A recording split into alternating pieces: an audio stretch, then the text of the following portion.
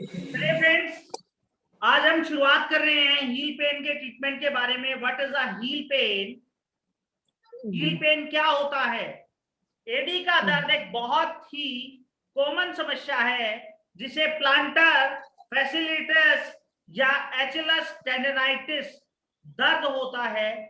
कई मामलों में ये दर्द बहुत ही ज्यादा क्रिटिकल, बहुत ज्यादा पेन हो जाता है जो बट हील पेन की वजह से कोई लाइफ थ्रेटन नहीं है कि हील पेन की वजह से किसी की जान जा सकती हो। मोस्टली आदमी इंसान के पैर में 26 बोन होती है, जिसमें एडी की हड्डी कैल्सिनस सबसे बड़ी हड्डी होती है और इसकी जो स्ट्रक्चर होता है वो इस प्रकार का होता है जो आराम से शरीर के वजन को उठा सके। ये आप देख पा रहे होंगे, हमारी पूरी बॉडी का जो वेट आ रहा है वो हील पर आता है। चलते समय, दौड़ते समय जब हमारी एडी जमीन से टकराती है तो यह पैर पर पड़ने वाले दबाव को एब्जॉर्ब करती है, शॉक ऑब्जॉर्बर है, और हमें आगे की ओर बढ़ाने के लिए सक्षम करती है।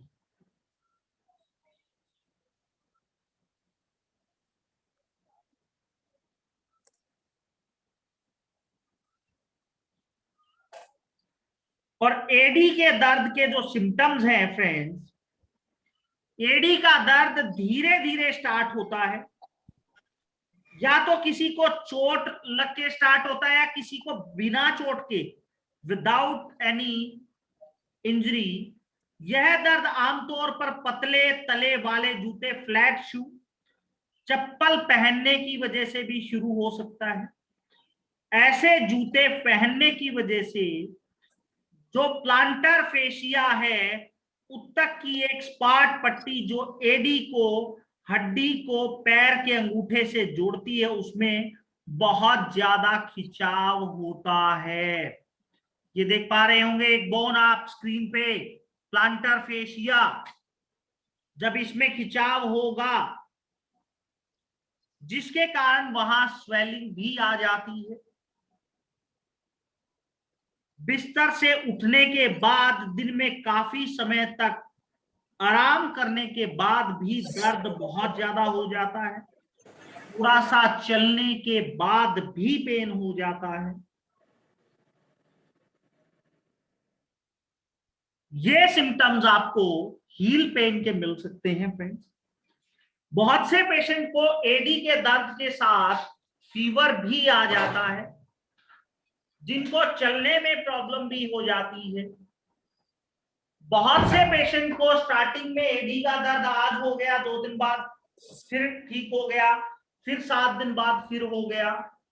इस वजह से भी एडी का दर्द हो जाता है। पेशेंट एडी खड़ा होने में भी प्रॉब्लम होती है, पंजों पर भी नहीं खड़ा हो पाता।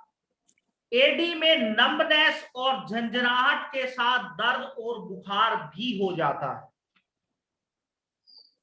और एडी के दर्द के बहुत से कारण हैं। एडी का दर्द मोच की वजह से भी हो सकता है, फ्रैक्चर की वजह से भी हो सकता है।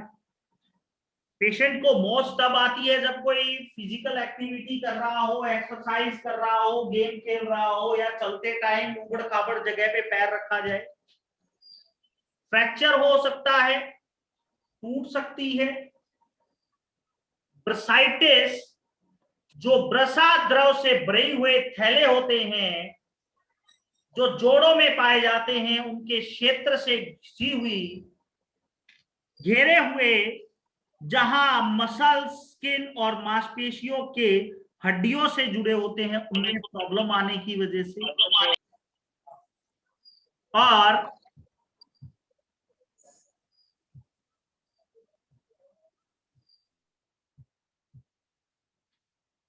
स्पोंडेलाइटिस, स्पोंडेलाइटिस गठिया बाय की वजह से, जो वर्टिब्रा में स्वेलिंग के कारण लंबे समय तक चलने वाला दर्द हो सकता है।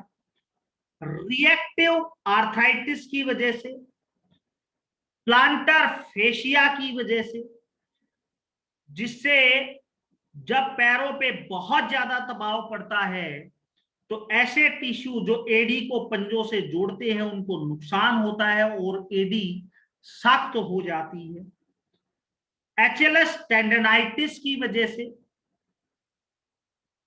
पिंडली की जो मांसपेशियां जो एडी से जोड़ने वाली शिराओं के क्षतिग्रस्त होने की वजह से, या आप स्क्रीन पर देख भी पा रहे होंगे एचएलएस टेंडनाइटिस जो येलो कलर दिखाई जा रहा है।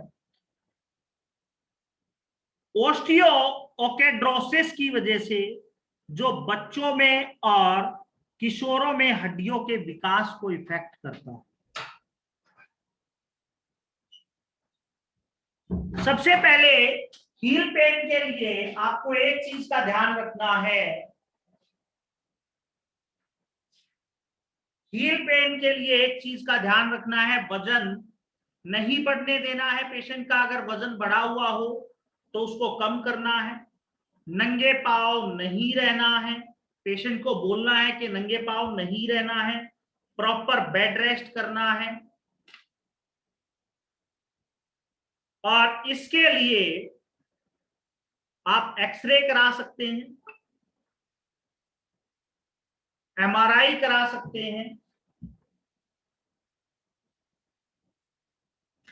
इलेक्ट्रो होम्योपैथी में आप क्या ट्रीटमेंट दे सकते हैं? बहुत से पेशेंट का ट्राइग्लिसराइड बढ़ा होता है तभी भी हील पेन होता है, यूरिक एसिड बढ़ा होता है तभी भी हील पेन होता है। जो एसिड क्रिस्टल होते हैं वो स्टोर हो जाते हैं इन ज्वाइंट्स में। तो इलेक्ट्रो होम्योपैथी में EH treatment for heal pen, अगर किसी को मोच आ गई है तो इलेक्ट्रो होम्योपैथी में आप लेफ्ट कॉम्प्रेस, हॉट कॉम्प्रेस करेंगे।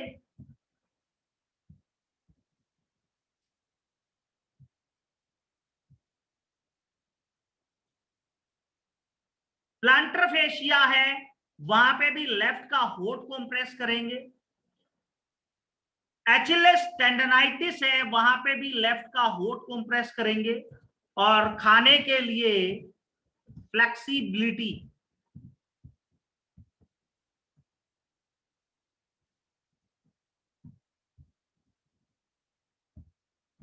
ट्वेंटी ड्रॉप्स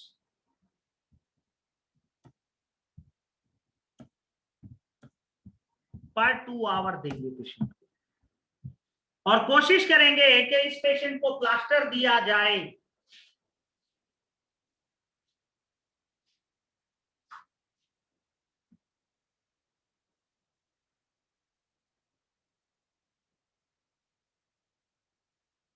वो प्लास्टर की टेक्निक की वीडियो आपको नेक्स्ट टाइम मिल जाएगी। फ्रेंड्स, इलेक्ट्रो होम्योपैथी में अगर हील पेन का ट्रीटमेंट करना है तो आपको ये ट्रीटमेंट देना है। अगर पेशेंट का यूरिक एसिड बढ़ा हुआ है, इन केस यूरिक एसिड, तो या आरए फैक्टर बढ़ा हुआ है, आर्थराइटिस, ऑस्टियो आर्थराइटिस की वजह से है, तो पेशेंट को आप टॉक्सिक्लीन बिफोर मील देंगे। और किडनी ड्रॉप या किडनी का फार्मूला वो 1 लीटर में 20 ड्रॉप्स देंगे। 1 लीटर में 20 ड्रॉप्स देंगे।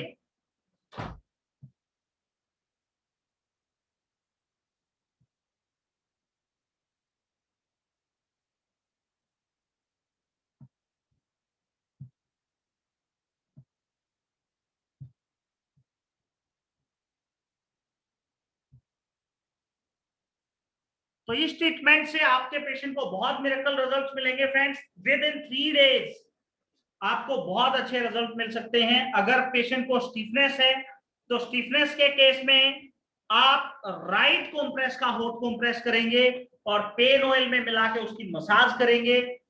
और फ्रेंड्स, आज की हील पेन की क्लास यहीं खत्म होती है। दोबारा फिर मिलेंगे कल नए टॉपिक के साथ। जय मैटी, जय भारत, जय इलेक्ट्रो होम्योपैथी।